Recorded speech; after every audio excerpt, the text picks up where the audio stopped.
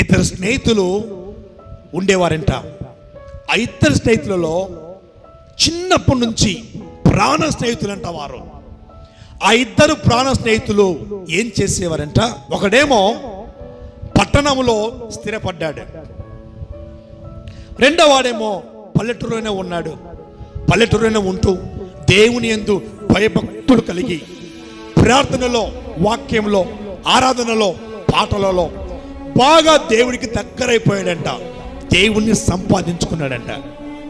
టౌన్లో ఉన్నటువంటి తన స్నేహితుడిని చూద్దామని చెప్పేసి ఈ యొక్క పల్లెటూరులో ఉన్నటువంటి స్నేహితుడు ప్రయాణమై టౌన్లో ఉన్నటువంటి తన స్నేహితుడి దగ్గరికి వెళ్తే ఆ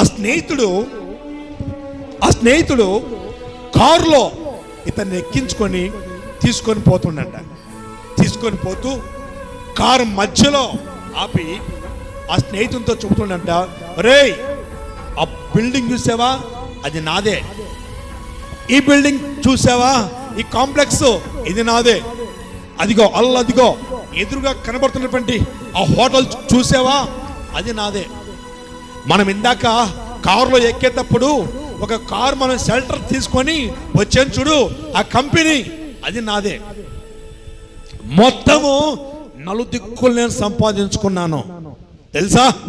ఇది బిల్డింగులు, ఈ కాంప్లెక్స్, పెద్ద హోటలు, పెద్ద కంపెనీ, ఇవన్నీ కూడా నావే, ఇవన్నీ కూడా నేను సంపాదించుకున్నాను అనేసి అన్నప్పుడు పల్లెటూరులో ఉన్నటువంటి స్నేహితుడు ఒక మాట అడిగాడంట, ఒరే బాబు, ఈ పక్క ఎడం పక్క సంపాదించావు, కుడి పక్క సంపాదించావు, ముందర పక్క సంపాదించావు, వెనక పక్క సంపాదించావు, మరి పైన స్థలాన్ని సంపాదించావా అడిగాడంట. పైన ఏముందిరా, ఆకాశం ఉంది. ఆకాశం పైన స్థలం ఏంటి? కాదు, పైన పరలోకం ఉంది. పరలోకంలో స్థానాన్ని సంపాదించావా? లోకాన్ని సంపాదించావు, లోకంలో ఉన్న వాటిని సంపాదించావు, అన్ని సంపాదించుకోగలిగావు, కానీ పరలోక రాజ్యంలో స్థానాన్ని సంపాదించావా అనంగానే ఈయన ముఖమంతా కూడా ఒక్కసారిగా చిన్నగా అయిపోయిందంట. ఏంట్రా నువ్వు అనేది? నేను ఆస్తిని సంపాదించలేదు, అంతస్తు సంపాదించలేదు, మిత్రులు సంపాదించలేదు, మేడలు సంపాదించలేదు, నేను పరలోకంలో స్థానాన్ని సంపాదించాను. చప్పడకొట్టి దేవుని నామముపరచు. హల్లెలూయా. పరలోకంలో స్థానాన్ని సంపాదించాను. ఈ రాత్రి నేను చనిపోయినా కూడా పరలోకానికి నన్ను తీసుకొని పోవడానికి దేవుని దూతలు సిద్ధంగా ఉన్నాయి.